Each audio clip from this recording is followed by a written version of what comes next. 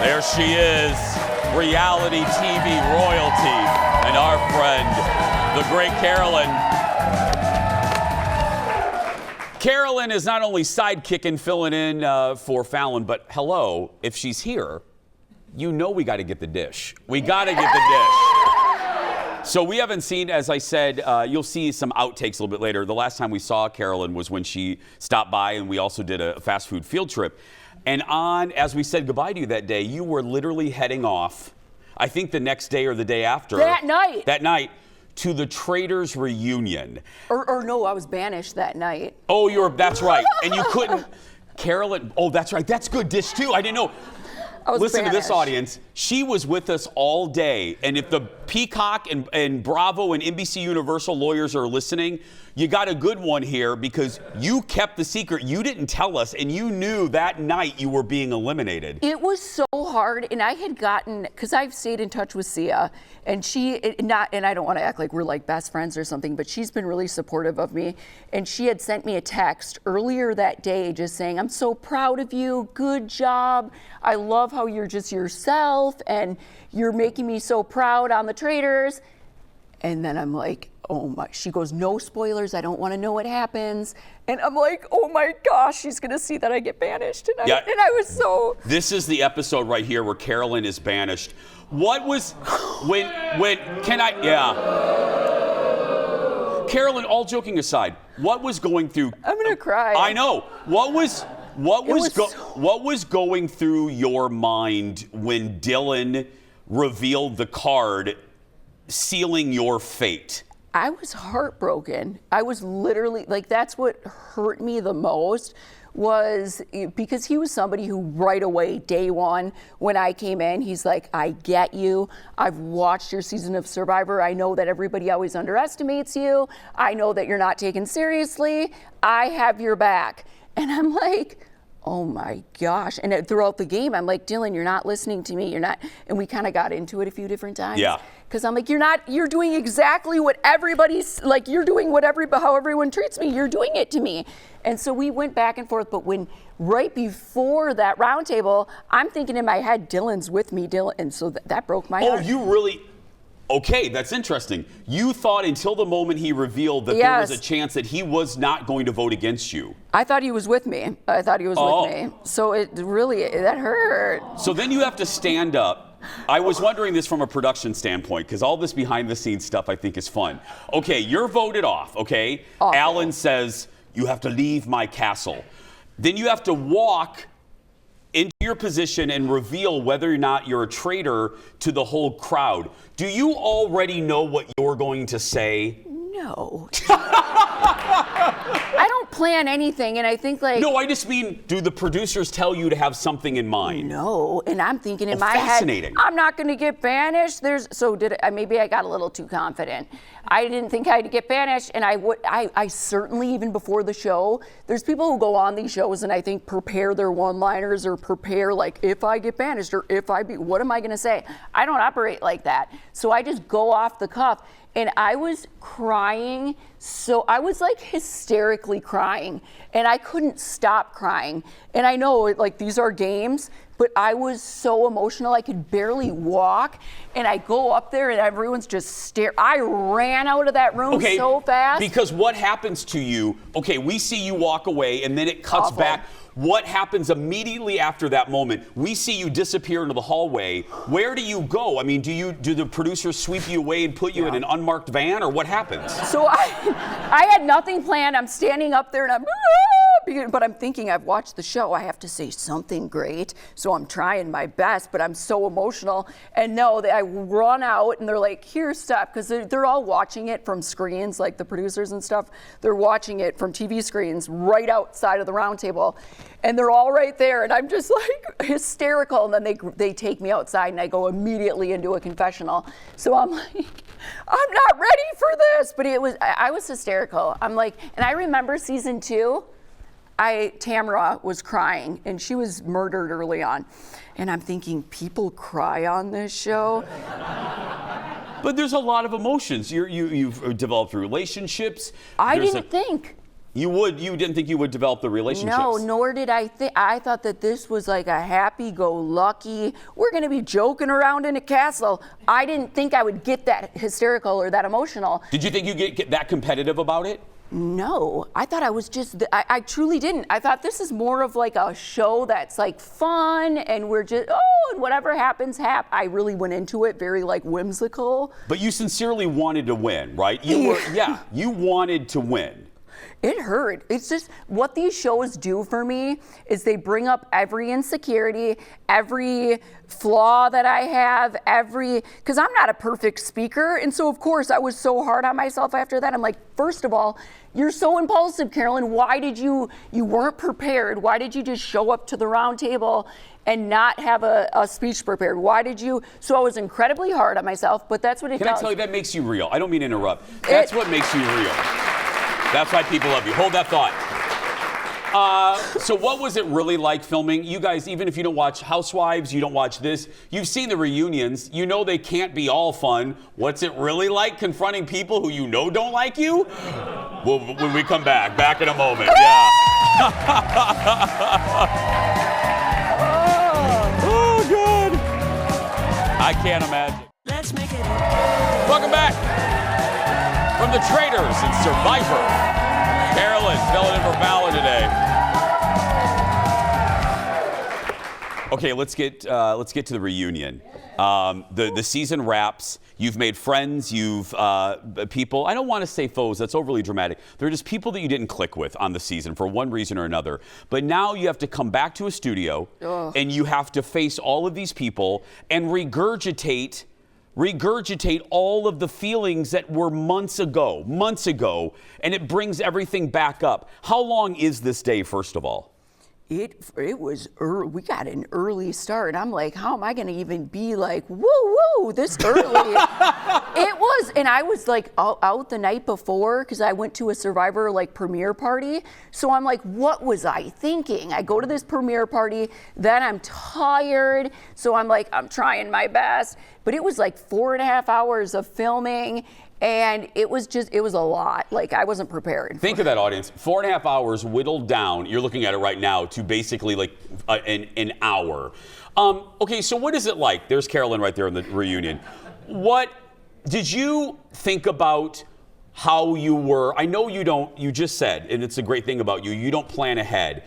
But what were you thinking about going into this reunion? Not strategy, Carolyn, but what were you thinking about? Were you going to hold back? Were you going to let it all rip and be unedited? What were you thinking in your heart? At this point, so we did a lot of things for press in New York a few weeks prior, and that's where I really went off. And you sure did. I couldn't control. I was like, I don't care. I'm not holding back. And so by the time I got to the reunion, it was kind of like, okay, how much more crap can I talk? I've already kind of went off. I mean, it was a lot. So by the time I got to the reunion, I'm like, okay, we've kind of aired that out. It's not even going to be authentic if I start screaming at people because I've already screamed at Bob. I've already, Bob Harper. I've already, like, me and Bob, the drag queen, we're not, like, we don't really talk. It was like, it wouldn't have been authentic. And I felt like I needed to hold back because it had gotten so nasty online with Danielle. And that's one of the things about these shows. Like, and then people were telling me, like, you have to control your fans, you know? They're not being nice to Danielle. And it's like, for my own mental health, I don't read things. I don't go online and search comments. I didn't even know to the extent of how bad it had gotten, but I just knew that people were saying mean things to her. But other than that, I didn't know it had gotten as bad as it did because I don't read it. But then I'm being told, you're not doing enough to control the fans. And which you can't do. You can't control the internet. You can't control. You can't. It's not. You can't take that on. You can control your actions and your words. So if I'm hearing you right, you get into that reunion and a normal human reaction because you don't want any further hate. You held back a little bit. So I had to. I felt it. I got to tell you, it's the whole reunion. I said it here on the Jason Show in my commentary about it. It felt fake as a $7 bill. It did. Trust me, when we watched even the first segment, because we were back and they had us like, they were filming it and then they would let us go out in sections. And I'm like, oh my gosh, why are they being so fake? And so then we go out there and I'm like, oh my God. But apparently, like, people just didn't want to start drama. I know that at some reunions, it's like, no, you didn't. Except for Dorinda. Dorinda couldn't have cared less. Good. It's like, yes. I know. Dorinda cracks me up. It wouldn't have been authentic for me to be screaming at all the people because, again, I had already aired You've already done it. I already talked with Danielle about things. I had said a lot. I had already said stuff to Bob, like, I'm pissed at you and you hurt. And I did all my interviews saying how it hurt and what he said. And so I'm like, how am I going to bring this up again? So if you want to hear the real dish from how Carolyn felt, don't watch a reunion. Watch the week before coverage. That's right, yeah. We'll be right back. Back in a moment, everybody. watch Carolyn's interviews from New York.